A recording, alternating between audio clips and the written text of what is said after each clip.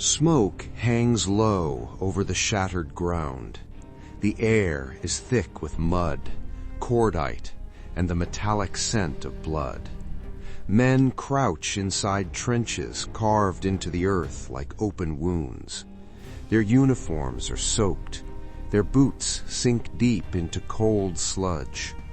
Somewhere in the distance, artillery roars, not in bursts, but in a continuous thunder, like the grinding of the world itself.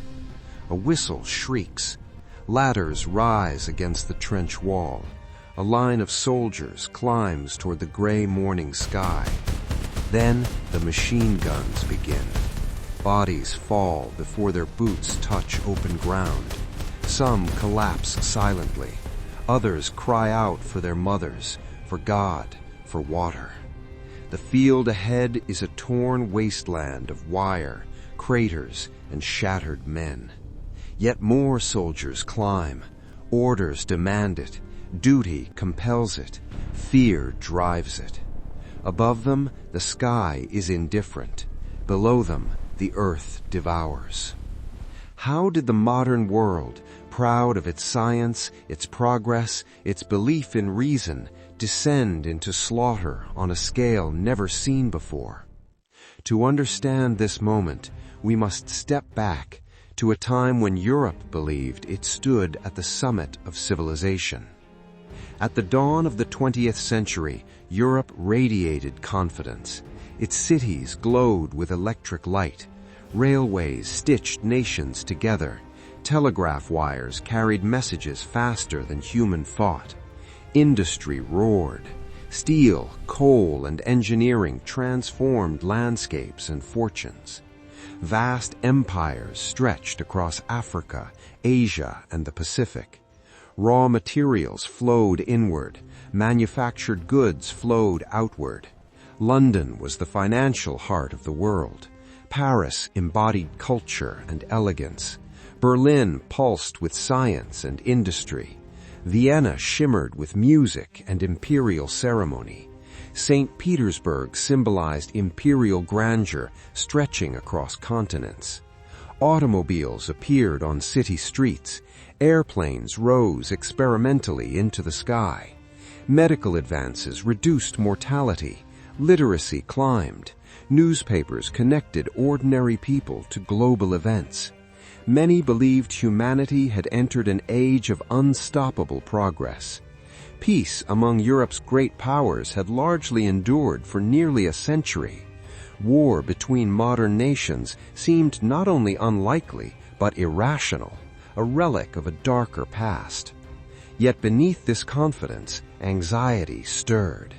National pride hardened into nationalism. Ethnic groups demanded self-determination. Empires ruled over restless populations. Newspapers fueled rivalries. Military parades glorified sacrifice and strength. Young men were taught that honor was proven in battle. Europe was not merely prosperous, it was armed. Behind cultured salons and shining boulevards stood massive armies. Military service was compulsory. Rail schedules doubled as mobilization plans. Industrial progress had not replaced warfare, it had transformed it. Factories could produce artillery. Chemical laboratories could create explosives. Steel mills forged weapons at unprecedented scale. Strength and vulnerability were intertwined. Economic interdependence created wealth, but also competition. Empires needed markets. Industry demanded resources. Colonial rivalries intensified suspicion. Political alliances formed for security, but hardened division. Europe split into two armed camps. France, Russia, and Britain formed the Triple Entente. Germany, Austria-Hungary, and Italy formed the Triple Alliance. These alliances promised protection. They also ensured that a regional conflict could become a continental war.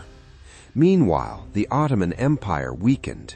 In southeastern Europe, the Balkans simmered with tension. Austria-Hungary feared disintegration. Russia saw itself as protector of Slavic peoples. Serbia dreamed of uniting South Slavs into one nation. Europe's strength was also its fragility. The system relied on rational leaders, careful diplomacy, and the belief that crises could be contained. Those assumptions would prove catastrophic. The spark came in the summer of 1914 in Sarajevo.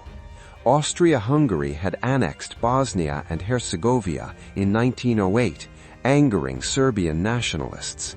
Secret networks formed. Some were willing to use violence. A plot emerged. Its target? Archduke Franz Ferdinand, heir to the Austro-Hungarian throne. On June 28, 1914, he rode in an open car through Sarajevo. The route had been published. Assassins waited. An early bomb attack failed. The motorcade sped away. The plot seemed ruined, but fate intervened. Later that morning, the driver took a wrong turn. The car stalled near a young conspirator who believed the opportunity lost. Gavrilo Princip stepped forward. He fired 2 shots. One struck Sophie, the other struck Franz Ferdinand. Within minutes, both were dead. The assassination shocked Europe, but assassinations were not uncommon. It might have remained a regional crisis.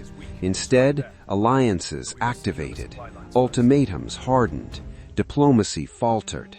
Austria-Hungary declared war on Serbia. Russia mobilized. Germany declared war on Russia.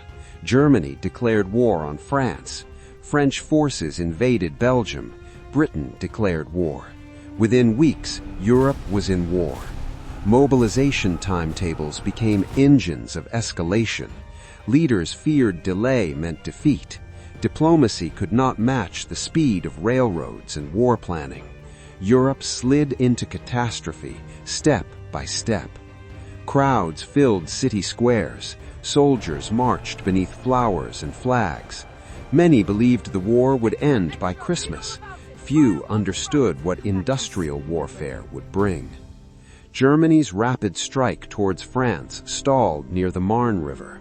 Both sides dug trenches. They expected them to be temporary. They would remain for 4 years. From the North Sea to Switzerland, trenches carved a scar across Europe. Mud, barbed wire, concrete bunkers, artillery positions. Machine guns cut down advancing troops. Heavy artillery killed at distances soldiers never saw. Poison gas drifted across no man's land, burning lungs and blinding eyes. War had become industrialized, and there was no quick victory. The conflict spread beyond Europe. Empires drew colonies into the struggle. Soldiers from India, Africa, Australia, Canada, and New Zealand fought in distant lands. The Ottoman Empire joined the war. Battles raged at Gallipoli, in Mesopotamia, and across deserts and seas. Each year the war deepened. Verdun, 10 months of relentless battle, hundreds of thousands dead. The Somme, on the first day alone, nearly 60,000 casualties. The front lines barely moved. The losses were unimaginable. Back home, civilians felt the strain. Food shortages grew. Rationing began.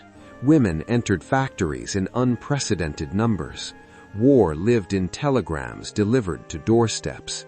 In Russia, unrest erupted into revolution. The Tsar abdicated. In 1917, the United States entered the war.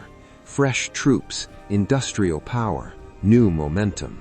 By 1918, Germany launched a final offensive.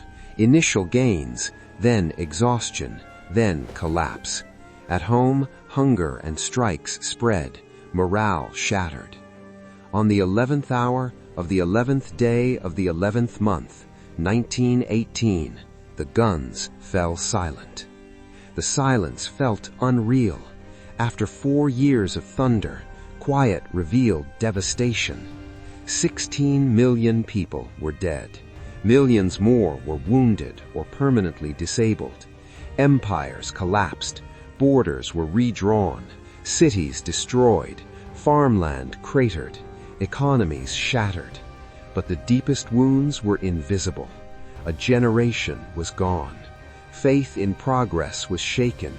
The belief that modern civilization guaranteed peace lay buried in the trenches. The Treaty of Versailles imposed harsh penalties on Germany, fueling resentment. New nations emerged, yet tensions remained unresolved. Women's roles expanded. Technology advanced. Governments learned to mobilize entire societies for war. Memorials rose in towns and villages. Each carved name, a life interrupted. Today, the battlefields are quiet. Grass covers old trenches. Trees grow where artillery once roared. Yet beneath the soil, remnants remain. Shell fragments, barbed wire, bones. World War I did not end in 1918. Its echoes shaped revolutions, borders, and the conflicts that followed. Modern societies still navigate tensions between nationalism and cooperation, technology and destruction, alliance and escalation. The soldiers who climbed from trenches believed they were defending honor and homeland. Few could imagine how profoundly the world would change. History leaves patterns, warnings, questions. The mud of Flanders has dried. The guns are silent, but the questions remain. How does a civilization confident in its progress descend into catastrophe? And when the world believes such devastation is impossible, is that belief itself the greatest danger? Thank you for watching. In our next video, we will explore how the unresolved tensions of this war led directly to an even more devastating global conflict, World War II. Subscribe so you don't miss it.